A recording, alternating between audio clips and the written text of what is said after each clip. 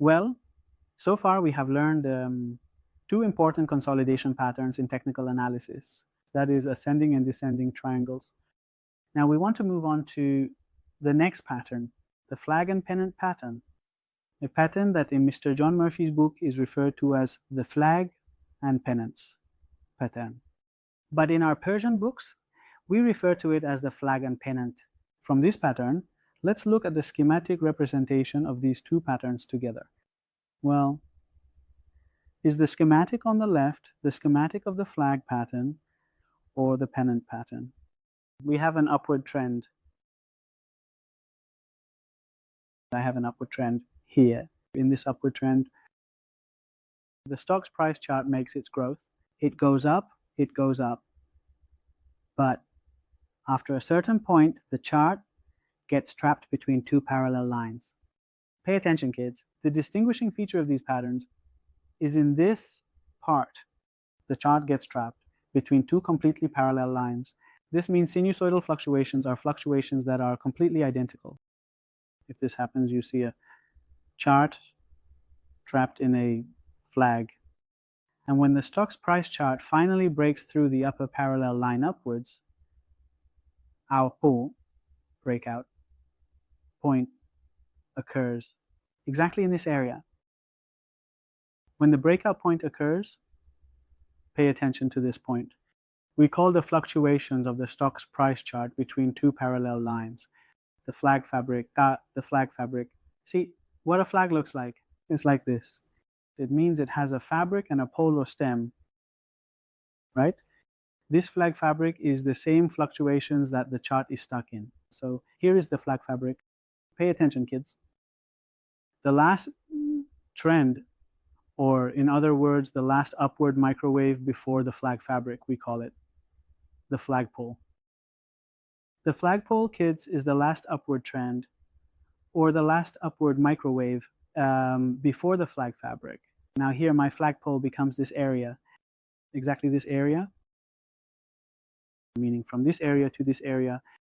Now, what does my price target look like? In the flag pattern, when it appears, the price target is the size of the pole or the flagstaff. We will see the price chart of the stock grow by the size of the pole or flagstaff. Well, the same thing happens in a pennant, but there is a difference between a flag and a pennant.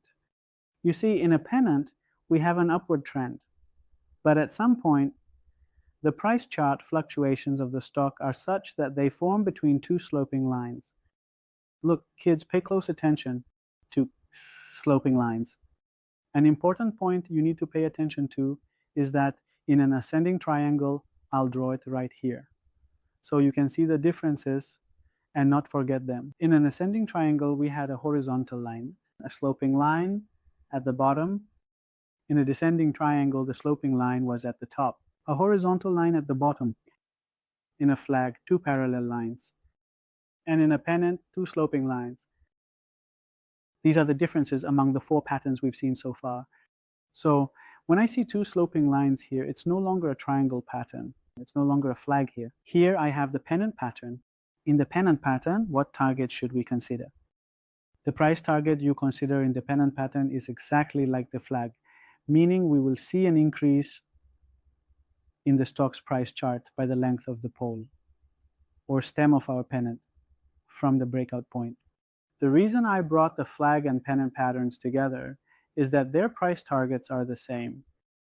The pennant is just a triangular flag, guys, meaning a flag where instead of having a rectangular fabric, it's triangular. So this is the pennant, and this is actually the price target that these two patterns have. Let's look at a few examples of flags and pennants together. All right. This share that you see is our body's share. Pakerman has experienced an upward trend. Here I see two price patterns that I have shown you. This is my first price pattern, and this is my second price pattern. First, let's go to the initial price pattern that we formed here. Guys, what do you think this pattern is? Is it a flag pattern or a pennant pattern? No, it's neither of these two patterns. If you remember, According to the explanations we gave about ascending and descending triangle patterns, this could be a triangle pattern. But is it a triangle pattern? With a little reflection, you realize that this pattern is not a triangle pattern either. Why? Because in the ascending triangle pattern, we explained, look, kids, in the ascending triangle pattern, we explained that the horizontal line is always at the top and the slanted line is at the bottom. And if this pattern were an ascending triangle pattern, it should actually be seen in this way. So I don't consider this any price pattern. Pay attention. You can confirm a price pattern when all the terminology I have drawn, the schematic representation I created, is visible to you on the stock's price chart. If you see that the entire schematic representation of the price patterns you learned before is not drawn on the chart, never consider it as a price pattern. So we do not consider this as a price pattern. But let's move on to the next one. Well, again, a brief explanation that we will talk more about it later. See, there is no chart here. I don't see a chart here. The absence of a chart here means that the stock was closed on those market days, which we will discuss in the analysis later. But the chart pattern is being formed and is progressing. Look, guys, how the chart fluctuations here are of equal size, forming two completely horizontal, completely parallel lines. And these two horizontal lines that are drawn parallel to each other. This shows that I am, let me change my pen here. I am exactly seeing a flag pattern here. The flag pattern formed here has a pole or stem. The pole or stem of the flag is exactly the last trend or upward microwave before the flag's fabric. What does that mean? It means this area. So I consider this area as the flagpole. And where is the breakout point? The breakout point is exactly where the chart breaks through the upper parallel line upwards, and when it breaks this line, that's where my breakout point is created. When the breakout point is created, what do we say, kids? We say that by this amount, I should witness the growth of the stock's price chart, meaning I should see the chart grow by the length of the bar, and this has completely happened on the chart. All right, let's look at the next example together. This is actually the price chart of the mining company's stock. The mining development company experiences an upward trend from a certain point, and this upward trend continues until the stock price chart gets trapped between two completely slanted lines. And these two slanted lines, the fluctuations you see on the chart are created here, and eventually a breakout occurs at this point. And how should we consider the trend? The flagpole, see the pole here, I have the small upward wave that was created from here, and from the breakout point, we should expect growth of this magnitude, which the chart has grown to approximately that area. And by knowing this price pattern and buying the stock at this point, you could have gained this amount of profit from the stock. Now let's take a look at the same amount of profit together. The stock price was around 220 tomans, and it grew to 300 tomans, and the stock went up, which could have given you a very good profit of about 30-something percent. Let's look at the next chart together. All right. You are looking at the chart of Gadir Investment Company with the symbol VAGDIR. An upward trend at some point gets caught in fluctuations between two completely parallel lines. And I see another upward trend and two other parallel lines here. So I see two flag patterns here, one after the other. Pay attention to this. I have explained before that flags are among those price patterns that can form consecutively and provide you with very good profits. Therefore, pay close attention to flags. Right now in this area, I can say that I am seeing an upward trend from this point, and this can be my flagpole up to this area, and then the flag itself with my breakout point exactly at this spot. See, this is exactly where my breakout point is. This breakout point that is created for you. From here on, we should expect growth equal to the length of this pole. See, this growth has indeed occurred, and we observe the growth from this area to this area. As the flag pattern or price pattern has formed, it has given you its target. Now, the interesting part is that the target of the previous flag itself becomes the pole or stem of the next flag, And here at this point, the next breakout occurs exactly at this point, where the breakout happens again. I can, at least at the very least, witness the chart's growth, equivalent to the previous pole, which has also occurred on the chart, and resulting in a very good profit that the stock's price chart has generated here. Look guys, what an attractive profit. The stock price was around 80 something, and it went up to 182 mans. That means it gave over 100% profit. It actually gave 110% profit to its shareholders. All right, let's see if we have another example to look at together.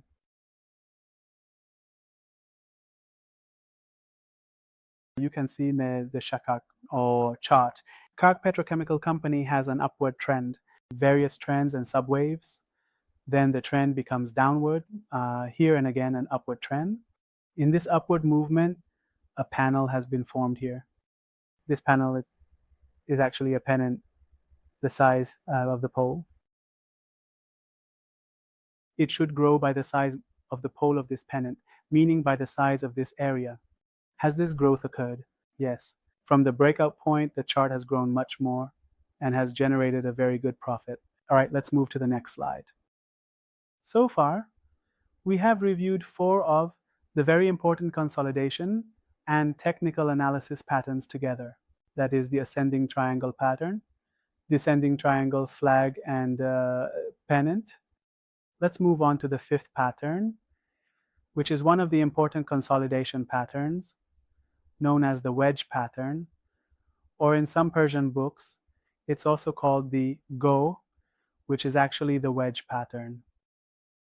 And the wedge pattern is somewhat harder to identify, similar to the rounding top or rounding bottom reversal patterns in technical analysis that we discussed earlier.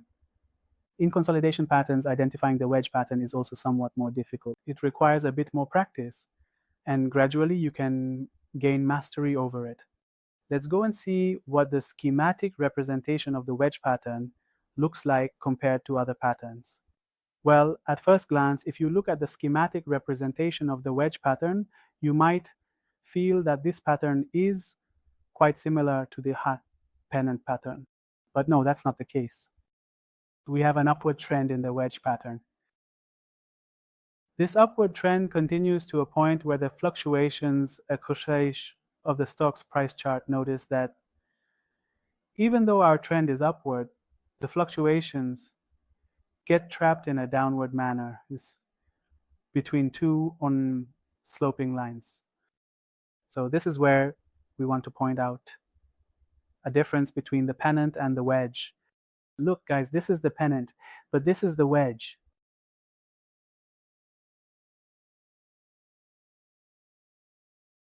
What's the difference? Look, there's a very important point you need to know about, guys. This is very important. We always say that 2 lines that want to intersect each other are supposed to meet at a certain distance in a remote area. And for now, these 2 lines are not supposed to meet. That is, the 2 lines do not intersect or meet each other. At a distant point, they are neither parallel nor diagonal. They intend to eventually meet at a very distant point, but for now, they do not intend to collide. The main feature of the pattern is something we need to pay attention to. When this happens, the pattern occurs at the point where the stock's price chart finally intersects the upward diagonal line, which is this point. At this point, our breakout actually appears. That is, I consider this point as my breakout point. And from this area, I need to show the target of the wedge pattern. Now, what does my target look like? In the wedge pattern, the target is always the size of the base of the wedge triangle. The triangle that has formed here has a target of the same size.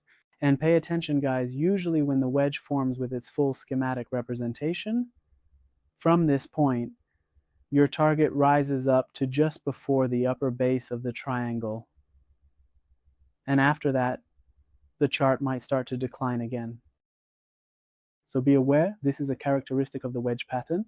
It's a bit more complex than other patterns. It requires a bit more practice.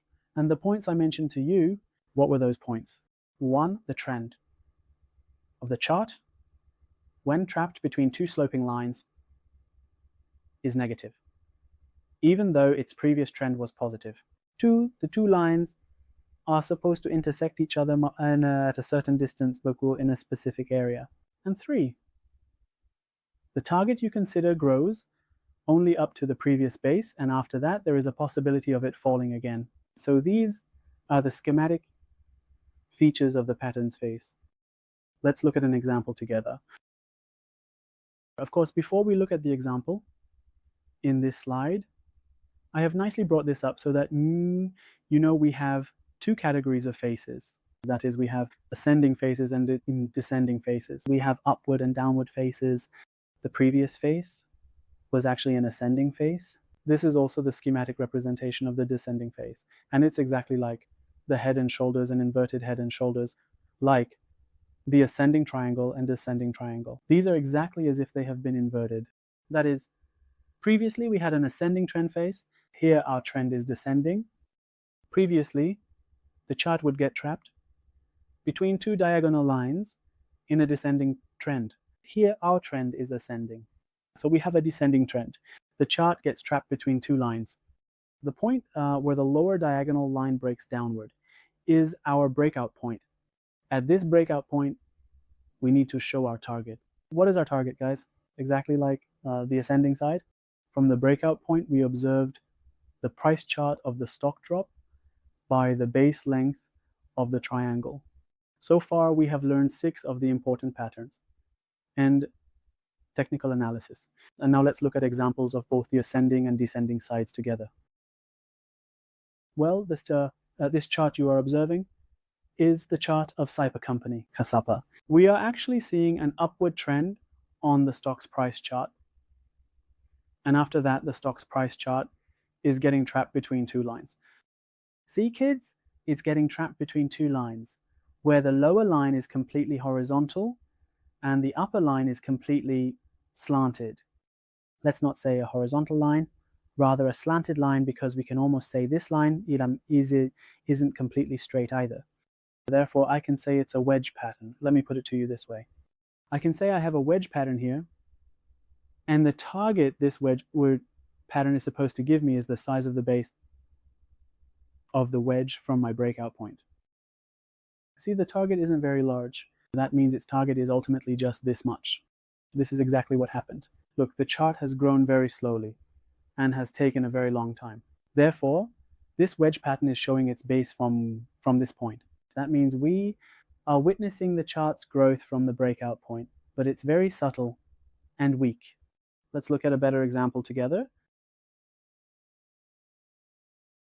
Well, in this chart, we have the example of Iran Radiator, company with the symbol KATOR, a positive trend. You can see both positive and negative trends. A positive trend has formed here, and the chart is trapped between two slanted lines. Look, the top of the wedge is completely downward. Since the trend is downward in this area, we see the wedge pattern, and this wedge pattern is at the point we call the breakout point. Exactly from this point, which is my breakout point, we should expect the price chart of the stock to rise by the size of this wedge base, and this rise has indeed occurred. Let's look at the next example together. Well, this example is from the National Iranian Oil Company. With the symbol FMELI, an upward trend on the chart, followed by the chart being trapped between two downward sloping lines. We can see its various points here together. In this area, I see a series of points where intersections have occurred, and ultimately we even see some noise on the chart. But in the end, the chart is moving upwards, and these two lines are supposed to continue forward for now and are not supposed to intersect each other anytime soon. This is the default wedge pattern. And from this area, we see the price chart of the stock grow at least by the base of the wedge. This is our breakout point. And from this point, see kids, where exactly has the target come? I assume it has come and reached here relative to the upper part of our wedge base. And then the stock started to decline again. Therefore, a wedge is a pattern that when you make a purchase at the breakout point, you must pay close attention to it. Don't be too greedy. And as I mentioned in market psychology, don't be too greedy. And don't hold the stock for too long at the target you have in mind around that area, proceed to sell the stock. Well, let's see again. We have an example. Yes. The chart of the stock and dosha can be seen. There is actually a positive trend here in this area, but the connection of two diagonal lines in a downward trend indicates that we have a wedge pattern. And because the trend before the formation of the pattern is an upward trend, therefore we have our ascending wedge pattern. And this pattern is among those patterns. After that, we should see the share price chart increase. That is exactly at the breakout point. We see the triangle as much as the base. Let's see if we have more examples. Well, our examples are finished. And in this video, we presented the consolidation patterns in technical analysis to you, dear viewers. 6 of the most powerful consolidation patterns, including the ascending triangle, descending triangle, flag, pennant, ascending wedge, and descending wedge, were discussed. Stay with us in the following slides.